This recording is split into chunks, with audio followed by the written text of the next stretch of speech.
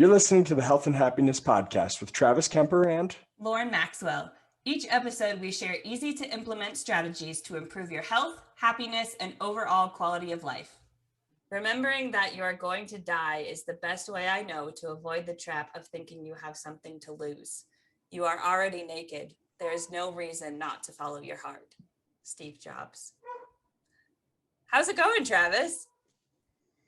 Going well. I'm going to Tahoe this week. It'll be my first time flying since 2019. I'm not excited about flying, but I am excited about the trip. Oh. I don't get excited about flying, sitting for 4 hours and cramped. I mean, I guess the condition could be better, but you're in the freaking air. It's like magic. It is a little magical. Yeah. It's something to be grateful for. Yes. Also, so our new house has a Little League baseball diamond right beside it. It's got a big park, but baseball diamond. And the Little League games have started. Cool. And we take Duke over there on a walk almost every night. And, we've been talking about this pro-social behavior in 2 out of the last 5 episodes. And I've just been noticing it everywhere. And these kids are freaking amazing. Aww. Yeah, like one of them will strike out and somebody will yell, "Oh, you'll get it next time, Mason." And that's so sweet. They're so cool, especially the little ones. Once they get a little older, I think the better kids are starting to get upset because they're competitive. Yeah. Which I also understand. But the little kids, where the coaches are pitching, yeah, those kids are freaking awesome. Oh, anyway, I love kids. How's it going? It's going pretty good. I've been doing a lot more dancing lately, which has been super fun. Learning some different styles, not social swing styles, with a partner, just on my own in my bedroom, kind of learning how to dance different styles, which has been really fun. We're also starting to prepare for our first flight since 2019. I love flights and flying and airplanes and airports, but we're going to Galveston at the end of the month to see Nolan's family for the first time in a year and a half or more. Ooh. Yeah. That sounds fun. I know. I'm super excited because apparently Galveston is like a beach, and I didn't know that when I was told that. I thought we were going to Houston, which is where his family lives, and then I was told later we're going to Galveston, and I was like, okay, I'll take Galveston. That sounds fun. It's it's also a big port for cruise ships. That's the only reason I know of it, is because we took a cruise once and we ended up going out of Las Vegas instead of Galveston, but that was one of the big ports to go to. If you want to go down to the Caribbean. That's cool. From the US, that's where most of them leave from, is either Vegas or Galveston. Learn new things every day. Hopefully. Yeah. So what are we going to talk about today? Well, this is going to be a little bit longer of an intro than normal, but one of the reasons that I love working with older people is because they have so much wisdom from living 70 to 90 years on this planet. In my time being a PT, I've seen hundreds of people approach death or have thoughts of death after an injury, and I have picked up on some things. From what I can tell, there are 2 types of people at the end of life. The first type of person is miserable, full of regret, and clinging on to any last threads of life. They're usually full code, which means full life support, CPR, all of that, regardless of their age. The second group of people is peaceful, ready to go, happy with their life. They're usually older. I would say typically upper 80s to 90s. They're do not resuscitate orders. They're just like, hey, when my time comes, my time comes. So this has intrigued me for 5 years of being in healthcare. And obviously, I want to be in camp 2 when my time comes. Yeah, for sure. So what I think would be a cool thing to explore is, how can we live a life that we will be happy to die for? I think that's a very valuable topic to be explored for sure, because I would also much rather not have a lot of regret going into end of life. So obviously one of the first things that we wanted to look at was what are common regrets that people have at the end of life. And there is a lot that we've gathered from hospice care workers and researchers and people who've been near the end of life, like just pretty much anybody who's been in and or around this end of life phase. Um, so the most common regrets are, well, we'll just share a couple or a few of them anyway that we've found. So people wish that they had been more loving to people who matter the most. Yeah, they wish they'd been a better spouse, parent, child. Um, I've had lots of patients who have said, you know, I really regret never making amends with my ex who has passed away now. Mm.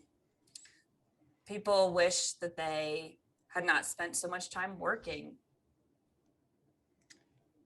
And at the same time, wish they had taken more risks. They wish they had been happier and enjoyed life more, which, I mean, who doesn't want to be happier and enjoy life more? Sounds like a good goal. It sounds like a great goal. I think we should make that the goal of our podcast. Yeah. Is to try and make people happier. Sounds like a great goal. They also wish they had lived their dream. And taken better care of themselves. Another goal of our podcast, to be healthier. Whew. They wish they had done more for others. They wish they had chosen more meaningful work. And they regret missed educational opportunities. They regretted that they did not forgive people or things or situations that had happened. They wish that they had the courage to live a life true to themselves instead of the life that others expected of them. Oof. That's an important one. That's kind of come up a lot. A lot. Yeah, lived their dream, taking more risks. Yeah. Yeah, I feel like that's a hard one too, because like societal expectations are heavy and prominent throughout your life. And so it's hard. I mean, we've talked about that, you and I, in past episodes where we've gone against the grain. And while it was difficult, it was worth it. But I mean, it is difficult to do for sure. Be a little rebellious. Yeah, like, you know, what people describe me as. People wish that they had had the courage to express their feelings, both the good and the bad ones, and have been more assertive in their life. They wish they had stayed in touch with friends. And they wish that they had let themselves be happier. Also, a recurrent theme in all of the research we looked at. Mm-hmm. So, Lauren, I'm going to let you go over this one where they not only looked for regrets, but the researchers looked for common sources of pride. Yeah, so to bring this episode up a little bit in spirits, because that's a lot of heavy stuff. We liked this one article that not only talked about their regrets that we listed up here, but the common sources of pride. So things that, you know, when there are regrets, there are sources of pride. There are things that and actions that you can take to make it better. So common sources of pride that people listed were related to children and parenting, their career, volunteering or informal caregiving, long and strong marriages, and personal growth. So one of the good things, I think, looking at the positive side of all of these regrets and then those couple of sources of pride, is that you can take this information and you can figure out how you want to build your life in order to avoid being on your deathbed clinging to every last inch of life that you can grasp for, and be ready, hopefully, to go and not be there saying, oh, I wish that I started this podcast, or I wish that I quit my job, or whatever it is. I wish that I didn't tell my mom off and then not talk to her for 20 years before she died. That type of stuff that I hear all the time. So given this information, we can make choices in order to better our lives now, and also better them in the future when we do eventually get sick and are looking at the end of life. Yeah, I think it's super. I mean, we talked a little bit about like death in our Disney episode and how like Disney talks about death a lot and goes through death a lot. And I think it's just so important to have those conversations about like, well, not only like what is death, but like what do you not want to be at the end of life?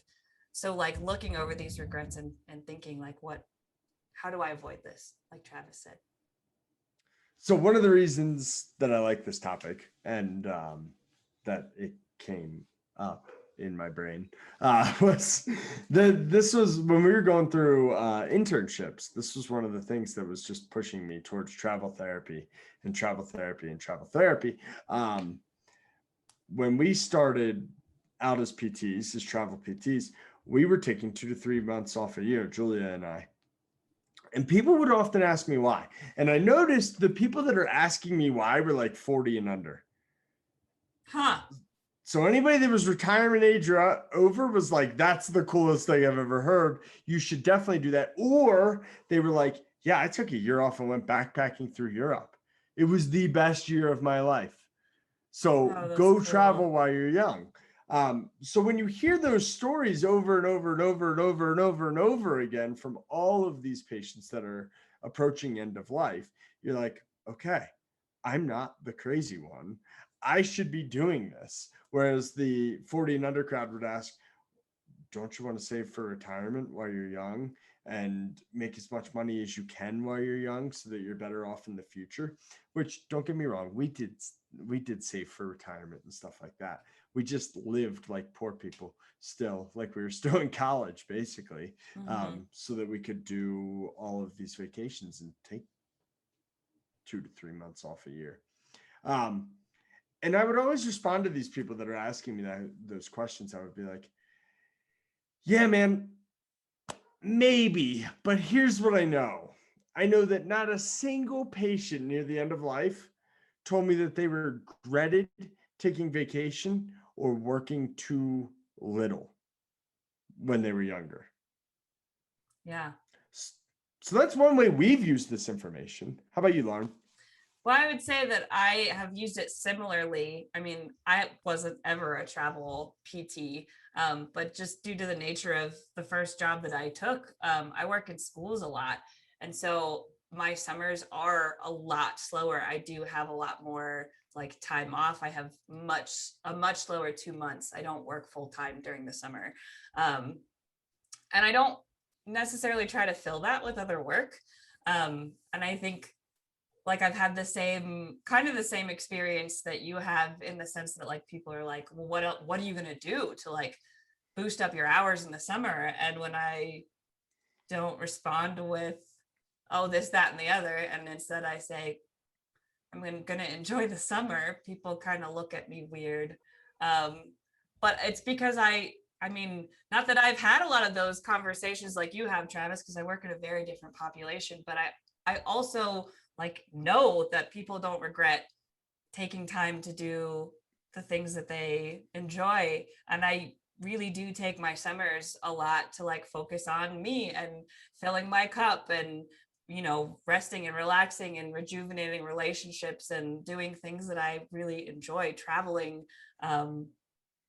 vacations, I don't know, whatever it is, because I know that like we even did an episode on that, like filling your own cup is so important for your own health.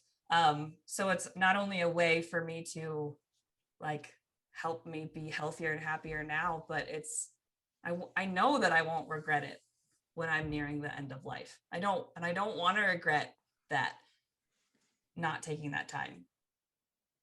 Yeah. Another one that came up a lot was the living your dream, choosing more meaningful work. I think that's possibly correlated with living your dream.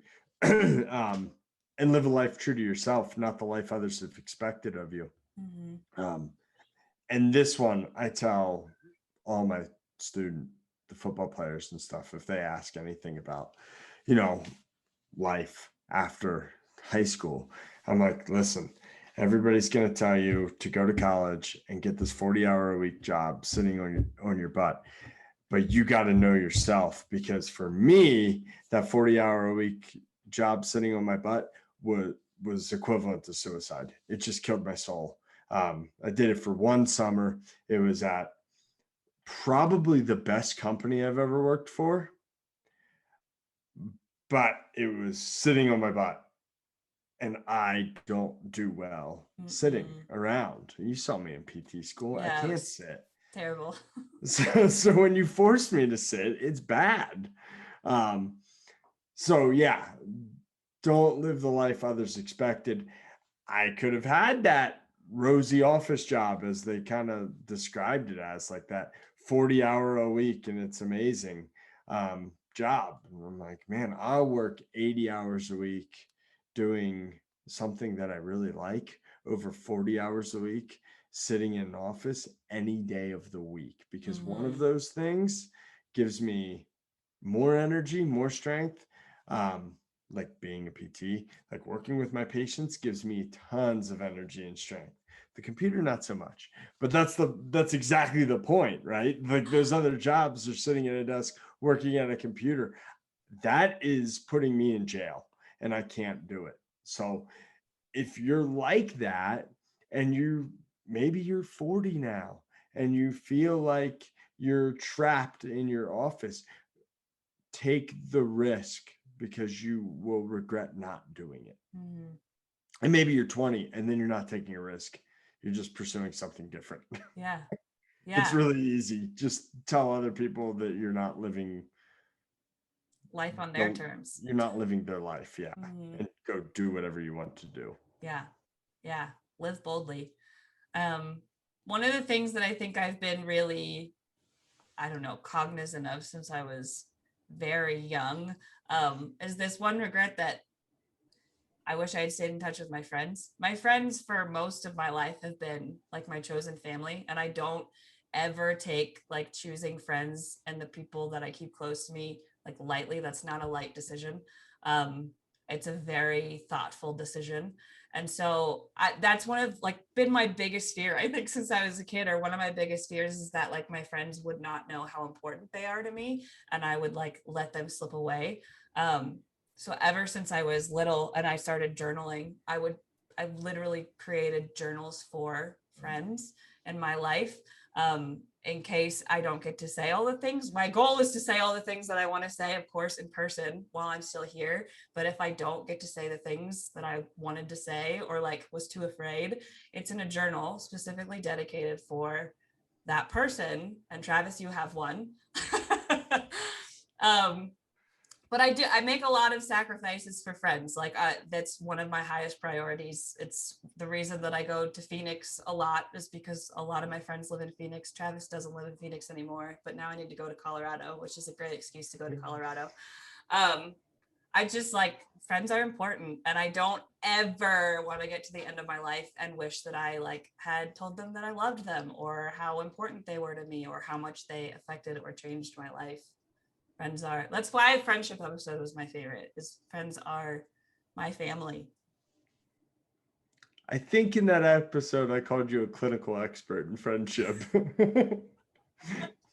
If I didn't call you it in the episode so nobody else heard it, it's definitely written on a note sheet somewhere for this podcast, because I wrote that Lauren's a clinical expert at being a friend, because she is incredible.